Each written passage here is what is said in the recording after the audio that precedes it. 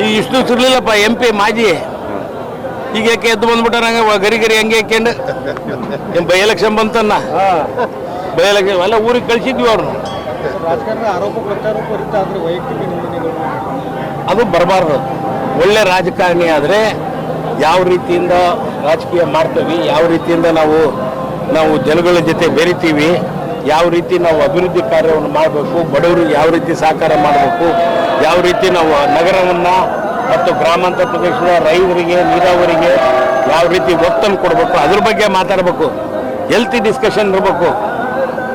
Healthy discussion ಬಿಟ್ಟು ಇವು ಯಾವ ಅಂತಾರಲ್ಲ ಕೆಲಸಕ್ಕೆ ಬರಲಿ ನಾವು ತಗೊಂಬಂದು ಈಗ ಬೈ ಎಲೆಕ್ಷನ್ ಬರ್ತಾ ಇತ್ತಲ್ಲ ಅದಕ್ಕೆ ಸಿಂಪತಿ ಕ್ರಿಯೇಟ್ ಮಾಡೋಕೆ ಇವೆಲ್ಲ ನಾಟಕಗಳು ನನ್ನ ಕೇಳಿದ್ರು.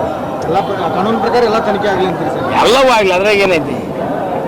ಈಗ ನಮ್ದ್ರಾಗ ಯಾವ ಒಂದು ಕಪ್ ಚುಕ್ಕಿ ಬಂದಿಲ್ಲ ಇಲ್ಲಿ ಮಠ. ಏನು ಇದೇ ಮೊದಲನೇ ಸತಿಯಲ್ಲಿ ನಾನು ಮಂತ್ರಿ ಆಗಿರೋದು, ಮೂರನೇ ಬಾರಿ ಮಂತ್ರಿ ಆದ್ರೂ ಯಾವ ಕಪ್ ಚುಕ್ಕಿನೂ ಇಲ್ಲ. ಇವರು ಕ್ರಿಯೇಟ್ ಈಗೇನು ಹೊಸ ಮಾಡ್ತಾವ ಇವ್ರನ್ನ ಇಲ್ಲಪ್ಪ.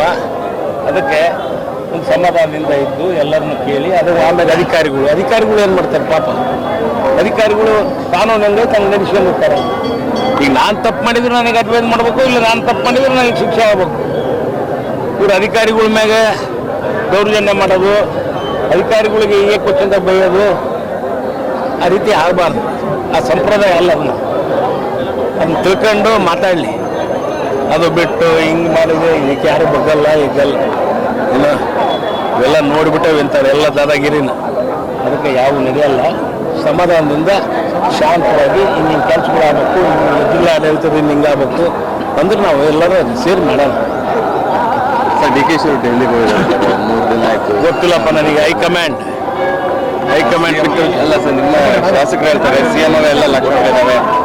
ನೋಡಮ್ಮ, ಹೈಕಮಾಂಡ್ ಅಪ್ಪ. ಈಗ ಸಿದ್ದರಾಮಯ್ಯನವರು ಅದಾರ, ಈಗ ಸಿದ್ದರಾಮಯ್ಯನವ್ರು ಮುಖ್ಯಮಂತ್ರಿಗಳು ಅದಾರ.